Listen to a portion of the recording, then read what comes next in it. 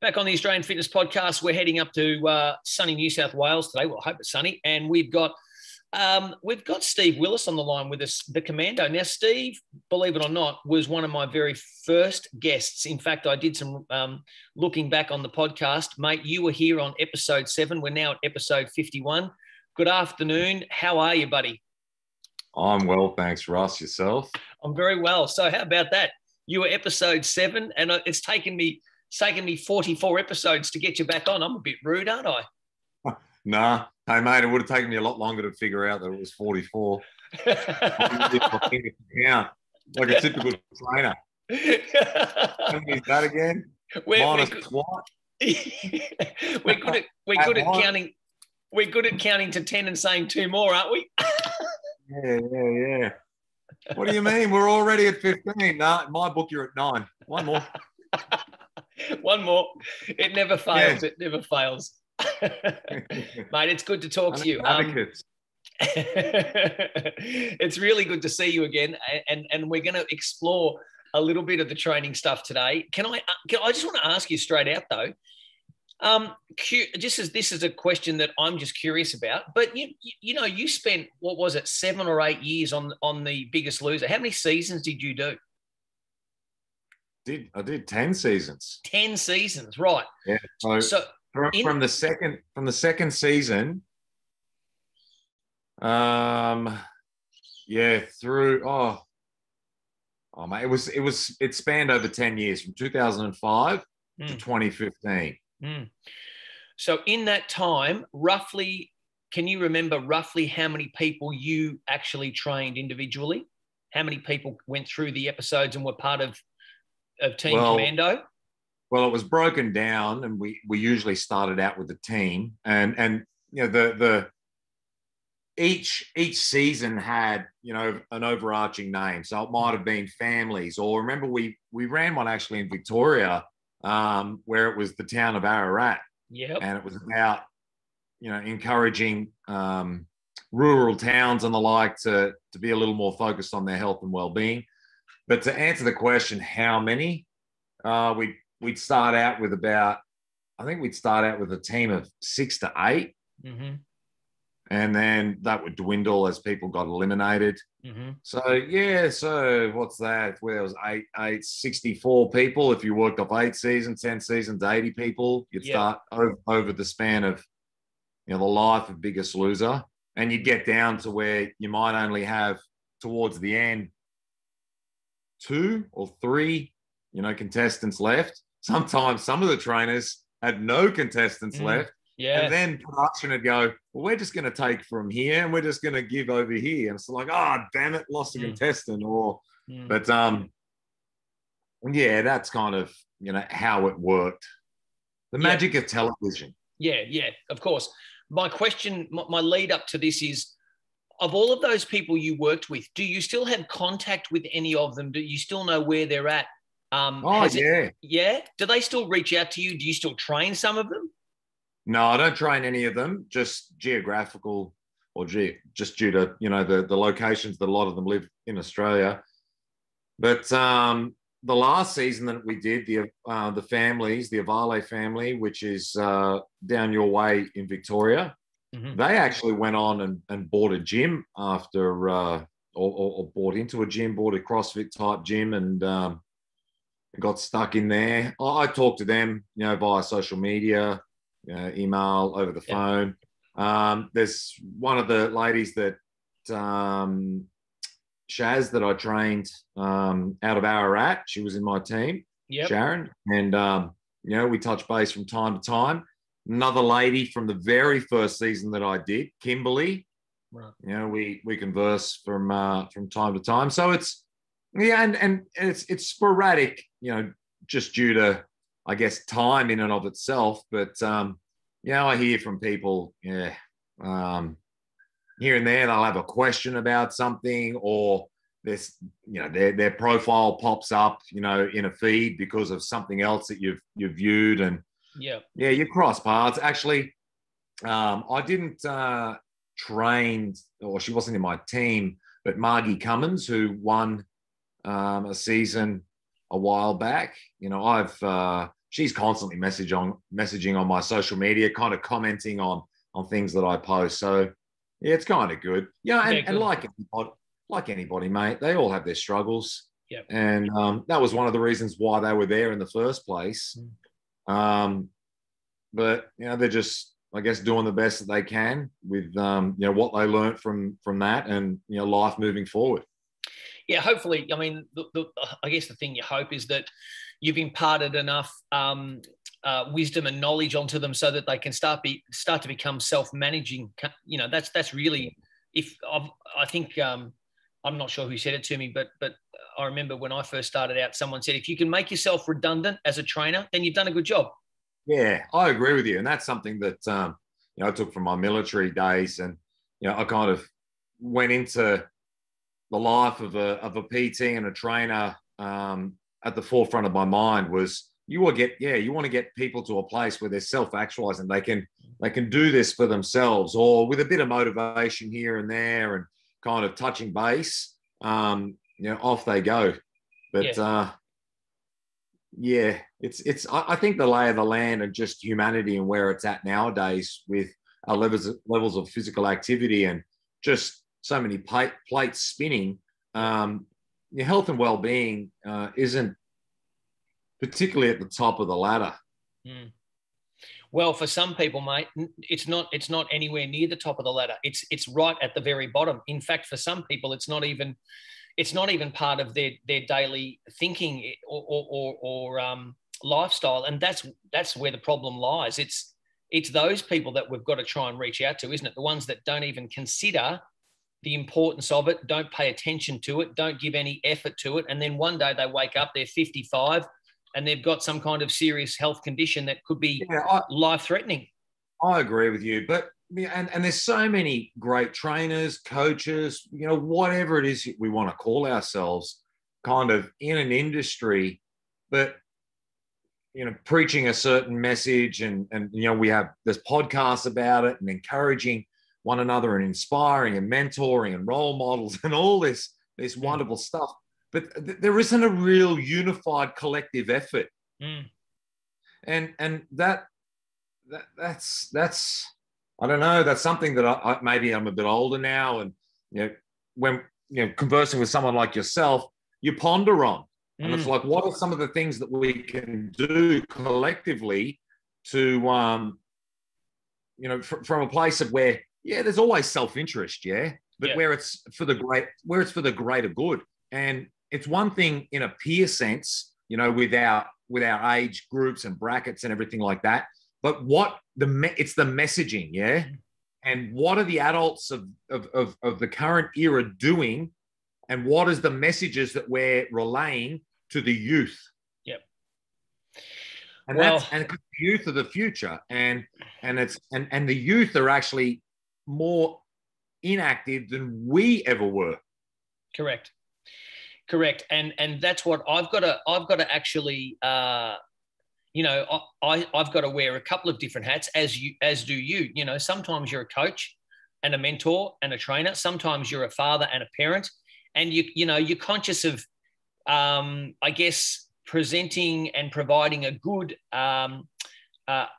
example to your own kids, because I mean they're the ones that obviously I've got to influence the most. And so part of my job as a parent, as I've said to other people, has always been to try and gently but consciously promote the importance of these kids, or my kids, growing up with physical activity, exercise, and nutrition as part of their lifestyle. And it's normal for them. It's not abnormal for them. I haven't forced them to exercise. They've just seen me exercise. They've seen me. Yeah, it's normal. It's normal. And so what is normal? And listening to you just then had me thinking about, and everyone goes, oh, but the children are so active. But we have children in so many activities that they become confused. And we're farming it out to everybody else to be those mentors, to be those role models, put them into a team sport, we sit at, I say we, because I'm talking again collectively, but that's how I tend to think. And then we don't I guess, reinforce or encourage, promote, provide as a permission piece for our children from in the home that it's the small things that count. It's not just getting out on the footy field and doing the train. It's like it's everything. Yeah. And unfortunately, there's a lot of spoken about it time and time, uncomfortable, mundane, boring jobs that need to be done. And it's the same within, if we talk about training and exercise, most people, it's not until they're visiting the physio, the chiro, the specialist or the like, and they're told, well, you need to be doing more of this. And then they still don't do it. Mm-hmm. It's all the small things because everyone's more focused on output. Yep. I want to be a deadlift. I want to be able to run faster. It's so output driven that we overlook the foundation of what creates and provides us the ability to do all of those things. And children don't even have that foundation. No. They have to learn that over time. I mean, you know what? I reckon someone like you, who's exercised for probably the better part of 30 years, maybe longer. I reckon in our first podcast, you told me that you were training quite consistently and consciously as a teenager, 14, 15. Is that right? Yeah. So that's 30 years. 30 years. So for the better part of 30 years, exercise has been an integral part of your life. And people say to me, because I'm the same, it's been a big part of my world as well. People say, how do you stay motivated? How do you keep yourself fired up and wanting to train all the time? And I said, well, sometimes I don't. Sometimes I don't want to do it. But what keeps me going is I know that whilst I exercise, train, stay healthy, keep my body, in good working order, the rewards come because, someday you'll find yourself out there on the park with kids or, we love water skiing. So we go water skiing with our boys and I still ski with them just as hard as they do. They're 15 and 21. I'm 53 and I still get out on the water and play with them just as hard as they go. And that's the reward. It's those things that you do when perhaps other parents are sitting on the sideline and missing out. You still do really cool stuff with your kids because you've kept yourself healthy. Yeah, you're capable. Yeah, capable, and that's that's something that was really drummed into us in the military is GPP, general physical preparedness. That's it. That's what they used to say to us. You got to be able to get to the fight, but you've got to have enough left in you to be able to fight the fight. Yeah, and getting to the fight might be 40 Ks. Yeah, walking, and then you've got to be able to slog it out, run down, crawl, observe, aim, fire, do these drills where you're up and down and you're crawling and you've got to go into things with your eyes open. And it's like a boxer who doesn't have the conditioning. He's going to get his head knocked off because he runs out of steam. The blinkers come on and he becomes an emotional wreck and he gets his freaking block knocked off. Yeah. Yeah. If you don't. It's the same on the footy field or anything, isn't it? Yeah, well, if you don't have the, as you say, the general physical preparedness to last the duration of whatever it is that you have to do, whether that's a 10-minute ski on the water or a 2-hour football game or a 3-day, battle in a war zone, which, might go on and on for 3 days, who knows? It's all relevant to your situation. Your definition of GPP might be as a 65-year-old male or female, you might just want to play with your grandkids and not have a sore back the next day. It's all relative. It's all relevant, but that's the big thing. It's our job, isn't it, mate? It's our job to continue to educate people about just how important it is to you get one body, you get one chance. 100%. But back to what you said, that relative aspect, plays into everything that we do in life. But the other thing is the consideration of what you're getting yourself into. Mm-hmm. And I think therein lies, the role of a mentor, someone who's got the experience, they've been through the ringer, and they contain within them the ability to help accelerate or remove a lot of the obstacles that they themselves had to deal with, and it's fast tracking, isn't it? Now look at, I love CrossFit, and I got into CrossFit when I was about 30, and just again, it's that GPP. It's a variety of skill sets and levels, and you're not trying to be the best at any one, but you're trying to just hone and just have a solid foundation. Yep. And look at kids now, and on the other side, who are actually engaging in physical activity, and with that knowledge and that understanding that those who've been doing it are imparting into the youth. And some of these teenagers and guys and girls in their early 20s are absolute beasts. Like, they're just doing things that the original people in that CrossFit type world, it was owning them every day. Like, they're just like Olympic weightlifting, and just how that's explode and is on the scene. And even with the gymnastics and calisthenics, and like seeing these people doing push-up, like in a planche position, with their entire body off the ground doing push, like it just blows me away. Just when someone's dedicated to something and there's a willingness to just immerse themselves and do the work, what they achieve. Yeah, that's it. It's starting early, setting those habits up early, and maintaining them for a period of time. It's amazing what can be done. I want to ask you a little bit more about the specifics of what you're doing at the moment, though. You seem to me, correct me if I'm wrong, but you seem to be doing a lot of your work at the moment outdoors. Yeah, well, COVID was kind of the instigator of that. Yeah. And lockdown. So the reason for it is a lot of my work, I used to travel, and I used to do a lot of group sessions for gyms, for council, for in a more corporate and where there was kind of media involved. Yep. And what do you call them? When big businesses would get together and have their kind of AGMs or conferences and the like, and that just evaporated. It was gone. And then we were in lockdown here in New South Wales, and I was like, heck, I don't have a job. What am I going to do? So I started doing some online work, and then they lifted the restrictions, and you could train small groups. And mate, got the 4-wheel drive, as you can see. Well, behind me, there's loads of equipment. It's everywhere. And I just pulled it all together. And again, from having a military background and doing a lot of outdoor training, and kind of what I did on The Biggest Loser and the role of the Commando was, again, outdoors. I just started running like boot camps and outdoor functional sessions. And mate, we only did it on weekends to start with, and we'd have 90 to 120 people through. Wow. Like that session after session, like in one go, because of the restrictions. And then people wanted more of it.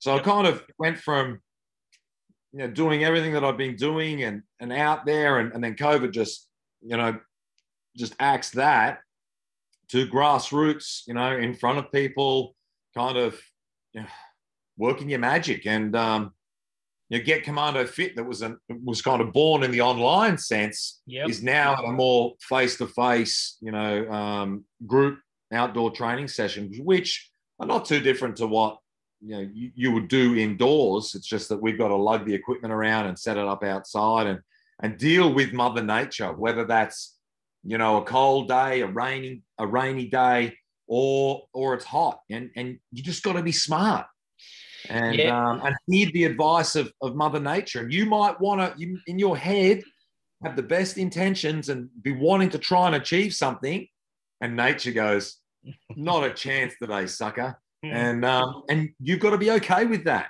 And I think a lot of our clients have a new appreciation for all of that, because when you do create a controlled environment, it's amazing what you can achieve from within that. But is it real? Yep. And that's back to, again, my military training. A lot of what we did was outdoors in the elements, and a lot of the time, mate, we were wet, we were cold, we were worn out. There was no hot shower at the end of the day or at the end of an hour's training session, where most people, they can get in their car, put the heater on, go and have a warm hot shower, and kind of renew themselves. And it's a humbling, it's humbling. But again, when you immerse yourself, it's just something that Humans, we're adaptable. When you're open-minded enough and willing to just to have a go, it's amazing just how resilient we are. Yeah, there's value in that, isn't there, mate? Like, you just described the fact that you had to take a lot of what you do back to basics and also back to the outdoors. But I guarantee you that would have probably, as inconvenient as it was for you, it probably reinvigorated an aspect of you that had been dormant for a long period of time. And that's driving people and helping people and pushing people outdoors in the elements and helping them deal with the discomfort of all of that. Yeah, and that's something that's created new challenges for us, as a business and client retention. What are the things that we need to do? How do we articulate that to provide maybe a train of thought or a concept or an idea that someone can kind of take hold of, and then have their own journey with it, walk that, for themselves. And because other than that, when the fear kicks in and you're just grasping, mate, everyone just turns and runs. Mm-hmm. Mm-hmm. With all of these people that you're working with now, I know probably many of them, would just love the experience of training outdoors and being under your direction and being under your guidance. But I know a lot of people too are into the numbers and the how fast can I run? How much can I lift? Am I improving? How do you quantify that? Have you got a sort of a process in place for that? How do you measure? How do you assess? How do you provide, feedback on that stuff? Yeah, like I guess a lot of it is just awareness and how we are, again, describe certain things in the training sessions. And a lot of it for me is helping people to be more present about how they move. And a lot of the time unfortunately, it's the nature of training. An injury presents itself for people. And it's not until then that they go, oh, I get what it is that you're talking about. I need to be more aware. I'm loading, through my dominant side a lot more. So I'm ending up with a lot of issues through that lower back, or they're tweaking their shoulder or their midlines, whatever it might be. Yep. But they see it when it comes to, we kind of add some benchmark type workouts in there, even if it's only single lifts. Yep. And it's not that we ask people to go for PRs. And, if someone has a 100-kilo deadlift, that they did a month ago, all right, today's PR day, and you're going for that 100. I always bring in that relative aspect because, of what everything else that's going on for people in their everyday life. And if they happen to beat that by a kilo, half a kilo, whatever it is, well, it shows the effort that they're applying, and there's an improvement in that sense. Even with, I guess, capacity type workouts where it's how many rounds can you complete in a certain time frame, and people do it. Even the measure of having 600-meter runs in a workout, and at the start they needed to walk part of it, or they could only run one and then they walked the next one, and they're like, well, I'm running every one of them now. Yeah. And then what that does too is people start to fall in love with certain parts of workouts. So some people like, the Olympic lifting or the strength component or the cardio, and then they start to go off and do more of that. So we've got people that are getting into the obstacle course racing because they like to test their skills in that sense. And then there's others who've gotten into doing a little more running. So they're doing, half marathons and the like. It's great to see because you're helping them to kind of open the door, but they're the ones, opening it fully and going after the experience. And because there's a certain joy and happiness that they derive from that. And, I'm not going to hold them back and say, well, no, you need to be doing what what I'm prescribing. Like, it's back to what we said at the start. Yeah. It's helping people to kind of find what brings them joy and happiness in health and well-being, and then to go after it. Yeah. Well, I mean, we all know, don't we, that if you're doing something that's good for you, but you're also deriving, as you say, joy and pleasure from doing that, then your likelihood of sticking. What was that? you're on the right path. Yeah, Like, keep going. yeah, that's it. Yeah, But well, that's what people do too. But they go, and then they go, oh, but why are you doing that? You should be doing this. And then people stop doing the things they love because they feel like they've got to do something else to fit in. And it's like, oh my God. It's like even with running shoes, and that's another thing at the moment. But with people, it's just like you gotta be aware of yourself, and and just the things that you're good at and you're not so good at, and for a guy, and gender and weight and size, and like a 50-kilo girl is going to wear different running shoes to someone who's a 100-kilo guy. It's like, and you're wearing the shoe just for the brand, or you're actually wearing it because you've done your research, and you kind of listen to the opinions of those who kind of are immersed in what it is that you're looking to get into. But back to your question, other means of measure for people and just seeing progression. We're actually working on that at the moment, and that's like, we've got a booking app that we use at the moment, so people can book into sessions and a whole host of different things. But having one that also we can provide our workout of the day, and then when they complete that, they put the weights that they shifted, the time that they did, whatever it might be. And with consistency, it builds a picture for them, and it shows them the metrics, and maybe areas that they need to spend a little more time on and improve. And one area for everybody is mobility, function, and range of movement. Yoga, I like, and Pilates, that type of stuff. It's all those small things, and people are inhibited, especially those who are a bit older, who tend to get into exercise. They recognize the importance of it, and then the benefits. What restricts them is, a lot of the time, is just they're like a telegraph pole. They're rigid. I was going to ask you, and you've led me into this next question beautifully, because you've been training people for such a long time, and because you yourself have been exercising for such a long time, what would be your advice to people that are listening to you at the moment about how they need to or should look at, or should at least contemplate the concept of changing their training as they age? Because, as much as we want to hang on to some of the crazy stuff that we used to do when we were 20, as a 45-year-old, and myself as a 53-year-old, I shouldn't be doing those sorts of things. I could probably attempt them, but I'd pay the price, wouldn't I, physically? So what is your advice to people in a general sense about, how would you take someone through their exercise life from a 20-year-old to a 30 to a 40 to a 50? Touch on some of those things for me. Yeah, for again, looking back to when I was 20, in my 20s, and just my mindset and how I approached life, like, I was like, if I was going to do something, I was going to do it. I was going to do it hard, and I just go after it. And you think you're bulletproof, you're 10 foot tall and bulletproof, but I wish that it's not that I wish that I had. I guess I've always been quite fortunate with mobility and range of movement. It's something that has resonated with me, but I should have done more of it when I was younger, because it definitely I probably would have found myself in a much better place. And again, focusing on those small things.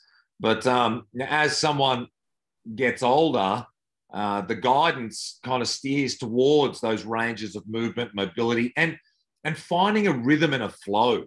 Yeah, I think that spans, from whether you're young to older. But what are the drivers? Like, what are the things that you're being aware of, the things that you're going after, and what are the things that you can put into place to help you achieve that? Now, younger generations tend to have better mobility and function, range of movement, just because of you haven't broken yourself time and time again. Whereas the old, those getting into it when they're older, they're going to need that mobility and focus on probably a little more of the yin side of things, going into things a little slower, bringing it back to their breathing, holding positions for longer periods of time, and then strengthening the foundation, bringing up again, their cardiovascular conditioning, because that's something that diminishes, where the youth, it tends to just be there. Yeah. Because you've got that youthfulness about you.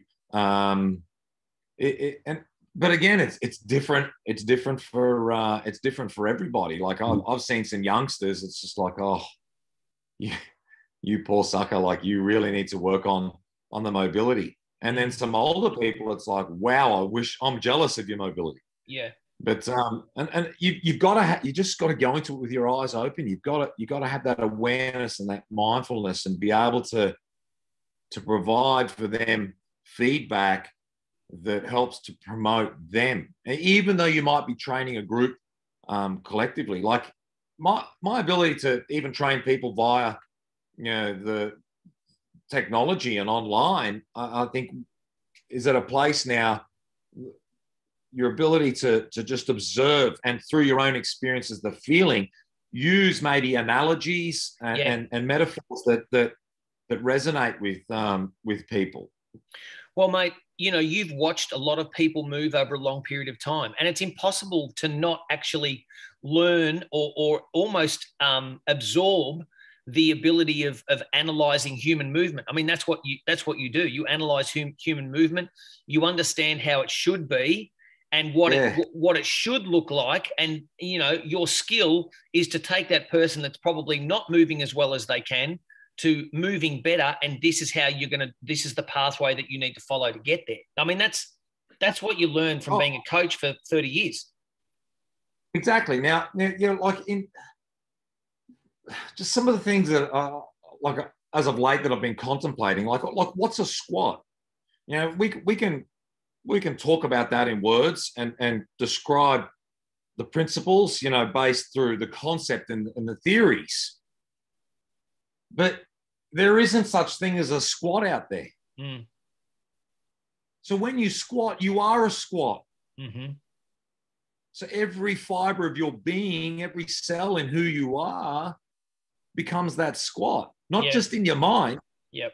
Like, I don't know, it's a little wacky thinking, but that's what I try and say to people. Like, to improve your squat, you've got to know yourself so well and become that squat. Now, everyone moves slightly differently, in different ways, but there's fundamentals that you can teach people, and then you got to let them kind of express themselves. But, and I'm not just talking the squat, like a push-up, a sit-up, a plank, a pull-up, running, whatever that might be.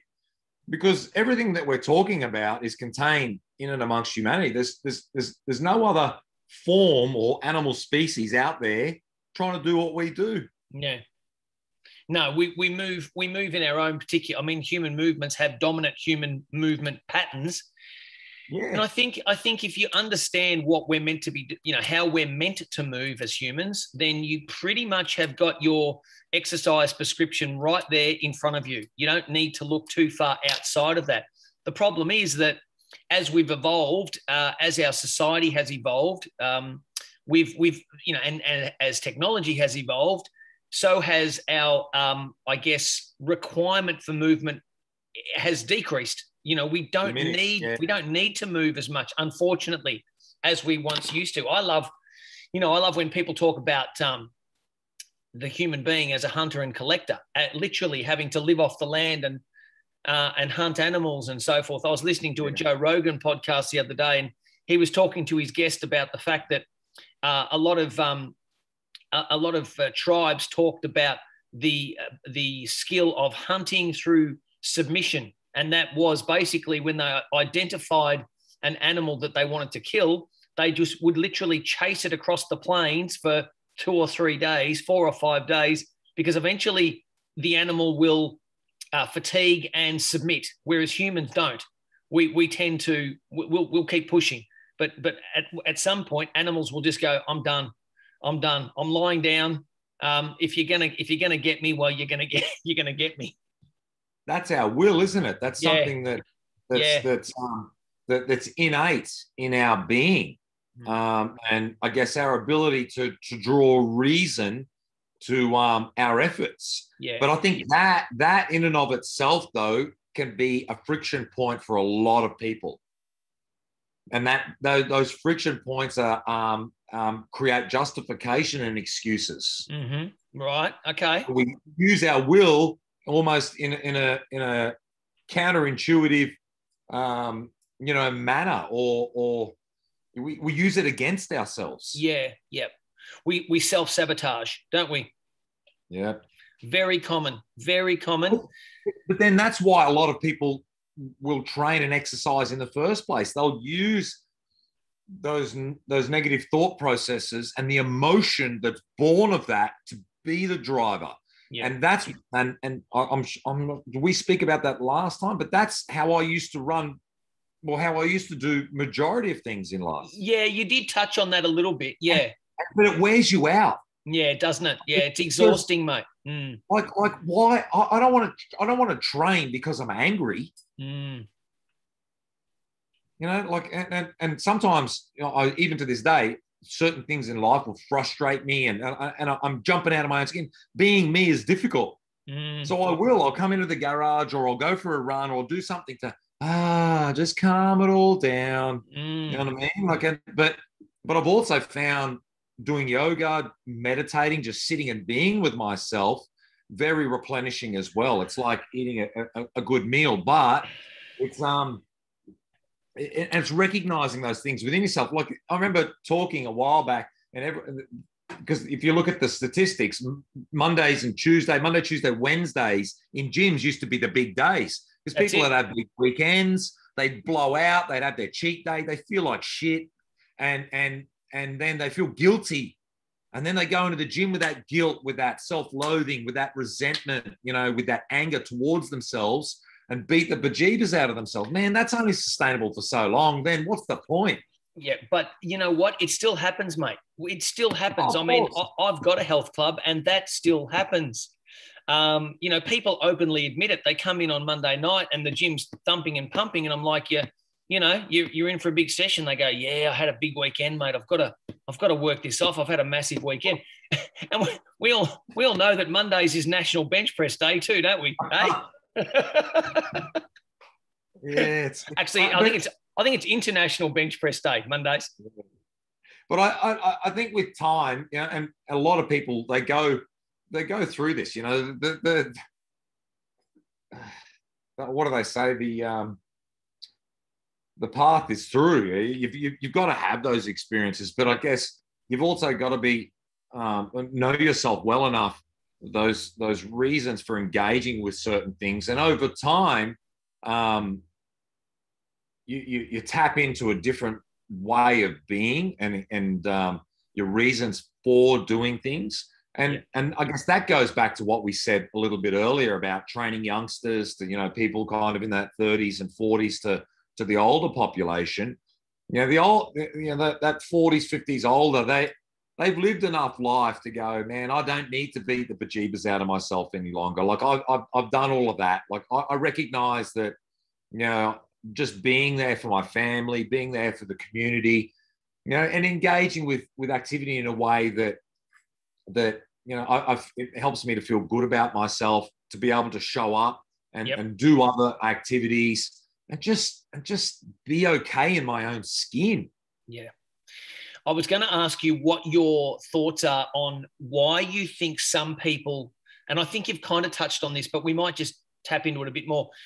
Why do you think it is that some people have an ability to stay focused with exercise and training for substantial periods of time, and others just can't seem to stay consistent? They're training, they're not. They're fit, they're not. They're in shape, they're not. They're on this roller coaster of, I'm looking after myself, and then 6 months later they've just destroyed. Why is that? Why can some people nail it and others are just terribly inconsistent?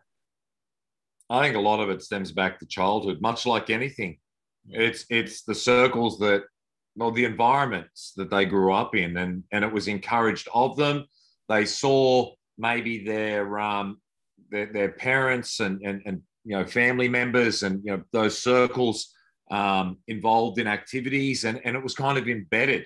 I know for myself that when I'm challenged, I default to a lot of my ways from when I was younger, and because it was there for me from when I was quite young, and it was encouraged of me.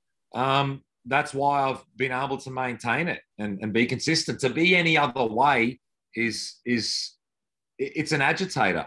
Yeah. I question myself. I become uncomfortable. Like even Harika, she's like, man, you haven't trained for a few days. You need to do something. Mm-hmm. Yeah, because you can tell just in my mannerisms, my character, maybe my mood and the like even if it's just half an hour or something, just to maybe get those endorphins going, Exercise and training for you seems to be your therapy. Is that a fair enough assumption? Yeah, I would definitely say that, but I don't know. Like I love it. Mm. And I don't have a problem doing it on my own either. Mm. It's but again, a lot of those things were put in place when I was young, and it was encouraged of me, and it was also expected of me. Yep, that's right. When I talk the military, yeah, like, of course. This is the job description. You need to be able to do this job. What are the things that you need to be able to do this job? And the biggest component of that was your physicality. You had to have the physical conditioning to be able to handle the rigors of the job description, and within all of that, you had to be, I guess, calm enough and in a frame of mind that you could read this. You had that situational awareness. Yep. Well, I mean, I've always said that people in the army, especially in special forces and the areas that you were invested in, to me, and I've never been in the military, but to me, those people, I just basically describe them as elite athletes, except they're not playing a sport; they're playing for life. But they're just elite athletes in a different. Their field of sport has a much more serious outcome, and that's because that's what they are. They're elite athletes. They have to have all the physical attributes of any particular sport: strength, speed, agility, endurance, coordination, power, flexibility. You have to have it all. But you also know that if you don't possess all of those qualities, and one of those qualities brings you undone, the outcome is not just a loss on the scoreboard; it's a loss of life, perhaps. Yeah, definitely. Or maybe not your own. You could an oversight in something could be a safety issue for someone else, or like you said, ultimately, the loss of life in for one of your mates. Now, dealing with the burdens of that, people, and they're motivators, and a lot of that is driven from a place of fear too, though. Yep. Because you want to. There's a certain expectation that you need to live up to and you need to meet. But I think with time and the immersion and just doing it so consistently, it becomes your norm. Yep. And back to what you said before, people struggle a lot of the time, and they come in and out of things. They probably don't surround themselves with like-minded individuals or people who are already living that way. And that is society too. There is not too many people, living in that. Like, look at David Goggins, for example. Everyone's got their opinion about the guy, but I only use him as a reference point in the sense of, and kind of where he's at, probably a little more to the extreme end of things. But if you bring that back a little bit, there isn't many people living in that tier. No. And to be able to tap into a group or rub shoulders with people who kind of approach life, not just training or exercise, but life in that manner, is far and few between. Majority of humanity chases and seeks comfort. Yeah, for sure. I mean, absolutely. Goggins is he's a complex character. I mean, he's extreme. He's an outlier, but I'm sure that and I don't know the guy, I've never met the guy, and I'm no psychologist, but I'm sure that a lot of his exercise and a lot of his physical extreme behavior is therapy for something else that's probably happened to him, isn't it? Oh, of course. And you know, I bringing someone else into the conversation now is my own brother. Mm-hmm. And not many people know of him. But if I was to describe the average, let's not use the word average, but a family man. So he's a guy, you know, he's like 40 years of age, he's married, he's got 2 kids, he works a job. But what that bloke is capable of is just mind-blowing. You know, he weighs about 85 kilos. Now, he just completed a little competition, like a running event a few weekends ago. But the training leading up to that was what blew me away. And the guy started running 6 a.m. on a Sunday morning and finished at 6 a.m. on the Monday morning. And he ran 7 kilometers every hour on the hour for 24 hours. On his own around the suburbs of where he lives. So that's 160 kilometers in 24 hours. No. Really?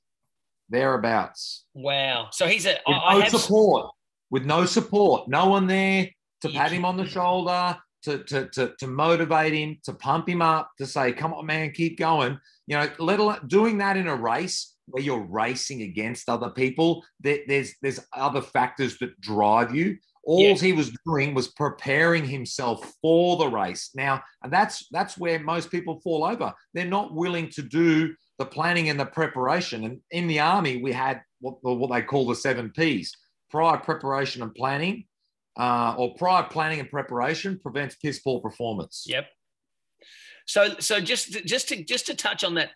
So you're saying that his run of 7 kilometers every hour on the hour for 24 hours was preparation for a race that he's got coming up. Is that what you're saying? So the race ended up being delayed, and he ran it a few weekends ago, and it was exactly that. So what they had to do was run 7 kilometers every hour on the hour until they could no longer finish 7 kilometers within the hour. Oh, right. Okay. Right. And so I think the Australian record's about 42 hours. Oh. And I think the world record's nearly 3 days. Oh my goodness. So imagine that. And that's now that's crazy town. Like, that's out there. But, you know, there's other fantastic, you know, events in the world that people, you know, like there's another mate of mine who he was in SAS. He's out of the military now. I can't remember the name of it. It's like an endurance event in Alaska where it's 1,000 miles, and you can walk it, you can ski it, and I think you can ride a mountain bike. And you got to be self-sustainable. 1,000 miles. Yeah, it's like 1,600 kilometers. Yeah, that's like 1,600 kilometers. That's kind of from Melbourne to Brisbane, I reckon, roughly. Yeah, thereabouts. Yeah. And is there a set time that you've got to do that in? I don't know the ins and outs of it all. Right. But there's a great mate of mine, like Danny Cooper. I can't remember, but he's on Instagram, and he's from his time in the military. Then he went on and did a lot of study. He's done a lot in the whole sports science side of thing, and kind of getting into the psychology of stuff. He's got some great videos on mindset and resilience, and just tapping into those ways of being. But then this is exactly what I'm talking about, providing some information for those who may be listening to or will listen to this. If you want to do some out there stuff, if you want to test your limits, if you want to just find like have a mantra or something that encourages you each day to do what you may not normally do, and and then with consistency you reinforce it, create the habit. You got to find these people. Yeah. Yep. Tap into it. You got because otherwise, if you leave yourself to your own devices, you'll sit on the lounge and watch Netflix. Yeah. No, absolutely, absolutely. We all need mentors and people to follow, and people that inspire us, because it helps. I mean, everyone needs someone to look up to. There's no doubt. Hey, mate, I know this is a completely unrelated question, but I just wanted to ask you this because, again, I know that having trained so many people over such a long time, you'll nail this for me. The question is simple. A lot of people these days are finding that, okay, if I don't want to train at the gym and I don't want to train outdoors, I might want to have a bit of a home setup. Yeah. What, in your opinion, if someone wanted to create their own little training oasis in their shed, their garage, or their lounge room, or wherever it is, a reasonable space, you don't need to go and buy a $15,000 treadmill because quite often they end up becoming a clothes rack, right?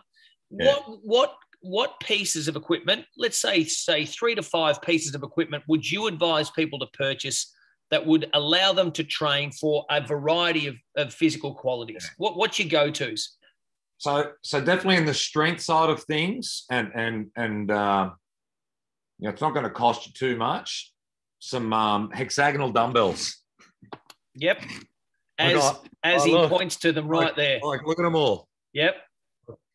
Rows of the stuff all the way to the back. Then there's all the bumper plates. But hexagonal dumbbells, the variety of exercises that you can do is just off the chart. And you need to think about, in a general sense, human activity and how you use your body each day. Now, there is a number of exercises that there's only a number of exercises that you really need to do to support that. And when it comes to resistance training, you don't have to lift oodles of weights. Mm-hmm. It's just the fashion and the way in which you lift it, and your relative capacity to be able to lift it. And that's where the consistency comes in, because then with time, you'll be able to do more in shorter periods of time. Yep. So definitely hexagonal dumbbells. I think some odd object type training, like like a sandbag. And a sandbag, you buy the sandbag and then you just got to fill it with some sand. You either can go and buy sand from Bunnings or, it's easy enough to access. So there's two. I think in the sense of cardio, you can always run. Yep. Or you can do some jumping jacks or star jumps on the spot. But something that just another skill is skipping. Yep. And having a skipping rope. And I definitely recommend getting your hands on a decent skipping rope, because you'll get frustrated and you'll end up, the money you spend on a cheap ass one, you'll throw it out and end up spending the money on a better one. I guarantee it. And that's 3 pieces of equipment that is very entry level. You got a yoga mat or an exercise mat, and you can do a whole host of other body weight exercises, your lunges, your push-ups, your sit-ups, and a lot of those isometric plank positions. If you want to tier that up and go after a little bit more in the strength side of things, definitely reckon a barbell and some bumper plates. Yep. Again, I'm very much in that free weight mind. And then if you want any other cardio type machines, and you've got the money and you view health and well-being high enough on your list of priorities, and you value it enough, you're getting something like a can you see like the ski? Like the ski erg. Yep. Or even even a stationary bike. Yep. Everyone bangs on about those assault bikes. They're a fantastic bit of kit. 10 minutes on one of those, half an hour on one of those, and you'll know how good your cardio is. Yeah, absolutely. And maybe a flat bench, so you can do some other type of or maybe a what do you call it, like a multi bench, so you can have it as a flat bench, have it as an incline, decline, so you can play around some other exercises, and then you can go up again and get something like a rack system that you can mount off a wall or have freestanding if you've got the space. Like I've got one. I've got a few new rowers in actually. And but see the rack system with the J hooks and everything. My surfboard conveniently resting on the top of the pull-up rig at the moment. It's the life of a trainer, mate.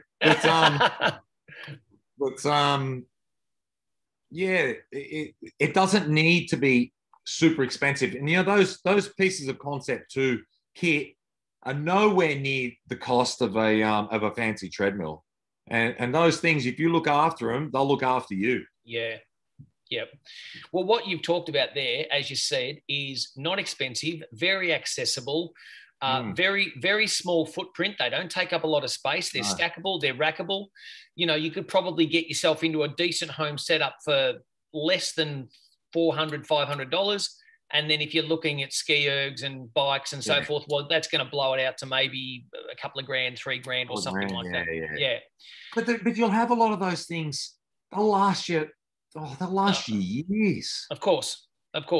Well, a good set of dumbbells is going to be this. If you look after them and keep them dry and keep them out of the weather, the elements, those Hex rubber dumbbells behind you, they're going to last you your lifetime. Your lifetime, literally, exactly, mate. I've always said if you've got a couple of sets of dumbbells or a set of dumbbells and a bench, I'll show you 50 exercises in 5 minutes. Hey, versatile. Yeah, they are. And, you know, like I love kettlebells and the like, but there's a lot of skill. And the time needs to be spent. Like you can get on Instagram or, you know, social media and put in kettlebells and you can see some people doing some absolutely amazing stuff with kettlebells and tricks. And, you know, like, hey, I'd love to be able to do it. I just don't have the time to invest into, you know, doing all those amazing things. Well, as you said, I mean, a lot of those things are, yes, they're exercises, but they're also kind of tricks. And the average person, you don't need to do them. It's fun, but you don't need to do them in order to get a physical outcome, do you? But then you just segue into something I was thinking is social media and half the nonsense that people post with these ridiculous exercises. Like they're trying to have a point of difference. I get it. And do something that someone else or the collective are not doing. But a lot of the time it doesn't need to be done. That's right. Don't waste your time with it, honestly. And because you're seeing someone else do it and then you try or attempt to do it and then you go, oh, but I can't do it, then you become disheartened. Because again, half the time these things are tricks. They're things that people have spent a lot of time honing before they put the video camera in front of them and film it. Well, that's right. And by their own admission, a lot of people who are honest enough to admit it will say that it took them 15 attempts to get the trick on the video to then load up onto their social media, you know. So, but I think I've got a feeling, mate, that people are becoming a little bit more aware of when they scroll through their social media, they know what's a bit of trickery, or as the term is, gym fuckery, and what is legitimate, you know, usable content. Yeah, exactly. That's the word. Thank you. All right. Now, you're doing a lot of outdoor stuff. You're doing some online stuff. How do people become a part of your tribe and continue to connect with you? How do they reach out and how can they work with you? Yeah, so the Commando Steve website, if you're online, and then that has everything there. It'll point you in the different directions, and all the social media handles. So Instagram's Commando Steve, Facebook page, there's Commando Steve. But the training side of things, Get Commando Fit. So there's also an Instagram page for Get Commando Fit. And the training that we actually do in a daily sense is under that Get Commando Fit banner. In the online sense, we're working on getting back to that place. Not for those that are listening that have experienced the Get Commando Fit program online in the past, it won't be to that level and degree, but the ability to be a part of the community remotely. So, you know, if you can't be face-to-face, at least you can tap into it, do a workout of the day, you know, plug your score in, you know, people can kind of, you know, comment and thumbs up and, you know, kudos. And when there is that sense of community and you have to dig deep and you're on your own in the garage, you know, there's others out there, you know, sharing in that experience, doing it, you know, somewhere else. And I think that's another driving force that helps us to maintain, you know, our efforts and be accountable.